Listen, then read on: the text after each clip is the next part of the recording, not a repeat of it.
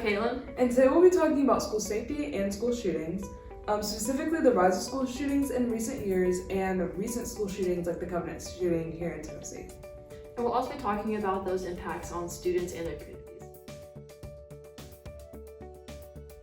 So in discussing more about school shootings, I think it's important to recognize the recent ones that have occurred in 2023 beyond Covenant. And we were talking about the school, where the student had a gun and the school just didn't act on it. It reminded me of an accident that happened in Pitt County School in North Carolina pretty recently, in which a student had a gun on the bus and they accidentally discharged it and it grazed another student's arm. But the thing is, the bus driver didn't stop. They just kept going about their current bus route. And resources, we don't currently know if the bus driver knew if it had discharged or not, or if they were just ignoring it. But the thing is, it just shows how there's a lack of communication, a lack of transparency within schools, administration, and students, because there was a student injured on the bus. But the thing is, they didn't stop till afterwards because there just wasn't that sense of communication between the two. I think that's something that we really need to consider within these school shootings. Yeah, I think I actually haven't heard about that. That's so alarming. I don't even know how. I mean, as a student, I hope that my bus driver would stop when there's something like that. I mean, that could cause so much emotional distress beyond just obviously the physical injury of the child. But now you've got students that can't even trust their bus driver. That's so unfortunate. I'm at a lack of words, to be honest with you. Mm-hmm. I think it's alarming how we just don't have that sense of trust between the students and the administrators and teachers, and it's just everyone's just grasping for straws because they don't even know if they can trust them or not. They don't know if we can trust a teacher to have that sense of communication, or even the school board or school education. Or even your own friends. That's something I always think about when you have these instances of students that are coming back to their schools and causing issues like this, that was someone's friend, and now you've got to think, the absolute betrayal and anguish that has to come with that is insurmountable. I couldn't even imagine what would happen or how I would feel if one of my best friends or one of my friends or someone that I knew in general were to do something like this. Which is why I think it's so important that goes back to us being proactive instead of reactive, because even other than the immediate effects of which are obviously the fatalities and the injuries that come with a school shooting or mass shooting in general, there's so many different domino effects that could happen, or so many different reactions and effects that aren't accounted for in a situation like this. Yeah, and you just talking about that reminds me of another incident that happened in Iowa. It was around a alternative education space called Start Right Here, and it was founded by someone who had been previously affiliated with gangs and gun violence, and he was attempting to provide education for students to make sure that they didn't go down this path. And unfortunately, there was a school shooter that came into the premise of this building, and they attempted to kill this man and the students that he was attempting to attempting to provide with a better education. And it's scary to me to think that even though we're trying to provide better ways for students and better paths and different outputs, that they're still being targeted by other students that don't feel included within this narrative. And that's something that has been seen within recent years as well. Right, and I think that with you bringing that up, it's so important for there to be different kind of programs like that when it comes to our students, that being another way for us to support them. Not maybe even if it's not just emotionally, but socially, like I said, letting them build those kinds of connections between different people, so they're not feeling that sense of loneliness and being alone, and that anxiety and that sense of social failure, which so often drives these kinds of situations. Yeah, I think it's important to have those preemptive measures, but then also have just a combination of, say, more reactive measures. Not saying going as far as to arm teachers, nothing like that, but just making sure that we're having security within schools, because although this guy was trying to make sure that students had the proper place to develop socially and educationally, it wasn't enough, and there was still someone who was able to get on the grounds and engage in violence. So I think that going forwards, we need to really make sure that we have like this proper combination of security and preemptive forces, because a lot of other accidents that occurred so far in 2023 were not specifically on school grounds, but were like on school grounds afterwards, say after like an after school activity or a game or something like that. And there are students that came over, or there was just related violence that was happening near these schools that were taking place as well. Right, and that actually reminds me of a situation I was in here in Hamilton County. We had an issue. It was a football jamboree, and we had thought that there was a shot fired at the football game. And this is where there's like somewhere between 6 and 10 different schools here supporting us. It's a jamboree. There's teams playing back to back. And so all I see is my sister's on one side of the stadium, and I'm on the other with my mom talking to some friends and her parents. And all we see is this wave of people getting up and running and screaming. And it's kind of like a wave effect. So we see them running, we start running, and the sirens start blaring in the stadium to clear out the stands and to get onto the football field. And my first idea is, oh no, where's my sister? And so many, like you said, so many of these things don't necessarily happen during school, but there's so many incidents that also happen after school when it comes to field trips possibly, or dismissal or after school activities. Yeah, I think it's important to consider the fact that these shootings aren't just taking place during school. They're taking place afterwards. They're still happening at like school events, and like you're talking about, like that fear and that sense of like terror that no student should ever have to experience is something that is just immediately instilled within you. Even when you're trying to go to these activities, even when you're trying to have fun outside school, there's still that sense of fear and that sense of paranoid. Like you still feel paranoid about like what could happen. Is there someone that's going to engage in violence at where I am? And that's just something that's part of our school, and it limits how students are able to enjoy just like their high school lives, and it's something that no student should have to face, like I was saying. Yeah, I know when me and my friends go anywhere, we always have a game plan. Always. We know where we're going, this is where we're going, this is when we're getting there, this is when we're leaving, and this is what we do if something goes wrong. Everyone has everyone's numbers, whether that's because we made a group chat before, we had them already. There's always some kind of plan, and I think it is, not only should that be something that we have, but I think it's kind of unfortunate that we have to have that in the first place. Given a lot of the time, this is like us going to like a football game for the school, or like us going to like a basketball game at school, or there being a play at the school or something like that we have to prepare ourselves for, okay, this can go wrong, and this is what we're gonna do if it does. And so not only are we being proactive, like we should be in general, but not having to necessarily be reactive and not having a game plan.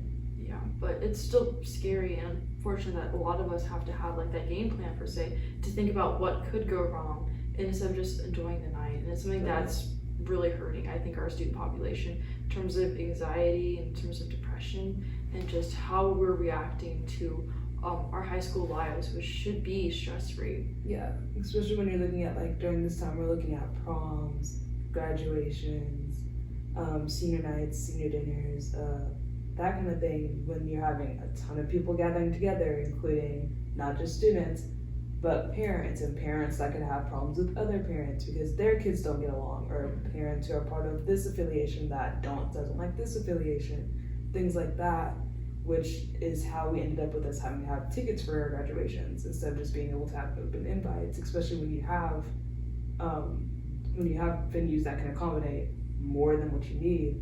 You still you can only have 10 people come with you, which I think, like you said, has really taken away from that high school experience because it was having to be, I guess in this case, we are being proactive instead of reactive, but us having to do it in the first place. Yeah, and then it even extends beyond education, because like I was attempting to go to the mall with my friends at one point last week, and we were trying to get in, but they told us that students under 18 weren't allowed because there had been previous incidents in which students had come to the mall and there was gang violence, there was shootings and lootings, and in that sense we weren't all able to go in because there was just that sense of fear in that reactive force, which just limited our experience.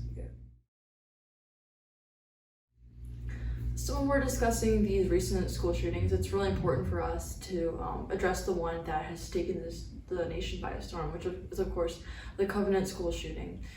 Just for our listeners out there, on March 27th, 2023, there was someone who broke into the Covenant school and killed about 6 people. And when the police received a call at about 10:13 a.m., they arrived at the scene and they heard more shots on the 2nd floor. And it was just a terrible emergency that took place. And there were about 6 people killed that day. One of them was Haley Scruggs, a 9-year-old at Covenant, Evelyn Deekhouse, another 9-year-old there, William Kinney, another student at Covenant, then Mike Hill, a school custodian, Cynthia Peak, a substitute teacher, and Catherine Coons, who was the head of the school. And this was clearly concerning to a lot of us because the school shooter who was there that day didn't care who they were targeting. They were just aimlessly firing off into the school population. And these were all just elementary students and their administrators. And it was something that was terrifying. It was something that was just horrible to hear how it was something that was taking place in Nashville, which is really close to where we live. We live in Chattanooga, Tennessee. And it was just disheartening and terrifying to hear because there were a lot of students and friends that we knew just near this place, and we were receiving calls and texting them and just hearing about like how terrible it was in that situation. Yeah, and I think it was in response we had the Tennessee 3 that started protesting and advocating for stricter gun laws and things of that sort to protect their schools. Which that was between Pearson and Jones, Representatives Pearson and Jones, and the third person has left me, but the 2 of them were expelled and were reinstated as of now. It took a while though, but I think it shows that there is so much that can happen in our legislation to fix these issues, but it's just not happening. Yeah, I think that it's also terrifying to hear that these people who are attempting to allow the voice of the student population, of the parents, of the teachers within Congress are being silenced. And these issues that we clearly need more information and more strengthening on, like say background checks and limitation on weaponry, are just not being addressed. Because like the shooter at Covenant, they had purchased about 7 firearms legally before their shooting. And they had previous instances of mental health. And the parents didn't even know that this person had access and had like the ability to purchase this weaponry. And I think it's weird to hear. It's terrifying to hear that someone that doesn't have like this sense of like background check, this person whose own parents that they were living with didn't even know that they owned weaponry, can just go out and buy these weapons. Yeah, and like you said, they were dealing with an emotional disorder, which honestly affects your state of mind, whether that be mood swings, whether that be you, like I said, you switching back and forth between emotions sharply and quickly can be disorienting for someone and has led to this catastrophe that's taken 6 lives, 3 of them literally just beginning. And I think it's, like you said, it's very disheartening to see that in light of all of that, there are people trying to silence those who are the most affected by things like this by removing who's supposed to speak for them when it comes to cases of legislation and making laws that are going to prevent things like this from happening again. Yeah, I think it's also important that we consider the students that were left behind us, not just the only ones for the students and teachers that were mourning, but the students that were affected by having a real life school shooting happen within their place that's supposed to be where they're developing, where they're supposed to be having their best childhood memories. It's now just like this nightmare scheme where their friends, their teachers, their administrators were slaughtered in front of them. And now that's something that they have to deal with, something that they have to carry with them throughout their lives, and including the community as well, because that's something that not only affects the students within the school, but just the entire community and society. I think that's something that we really need to address as we're going forth in terms of like mitigation efforts. Right. And not making sure that we're just preventing, but making sure that we're being preemptive and thinking of the others that were in that situation. And it's important to note that Covenant School is a private school, and so often we do hear about there being these kinds of instances happening at public schools, which of course we go around saying, oh, they're underfunded, understaffed, under-resourced, but this is a private school. And I think that was what was so alarming about it, was that, okay, they shouldn't be understaffed, they shouldn't be under-resourced or underfunded because these kids are paying to go to this school. So that just shows that not only do public schools not have the resources or the backing to support and protect their students like they need to, but neither do private schools. And I think that also shows that the problem isn't with the school and the way the school goes about doing things, because if it was, then there would have been some kind of difference or discrepancy, what I feel like there would have been. But it's with the way that we go about handling guns and the way we go about protecting ourselves and others from themselves.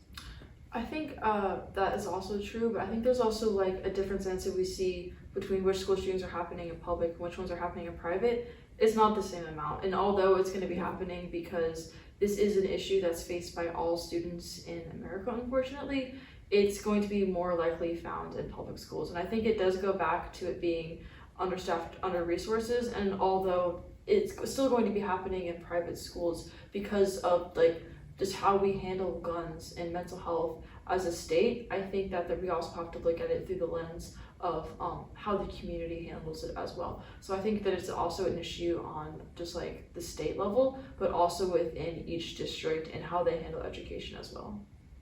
And the school has become like a beacon, almost, especially in Tennessee, to warn other schools, especially like I said, since it was a private school, but the fact that this happens, like this is legit. Like I think that there's so many kids like around, like they're aware that it can happen, but like they're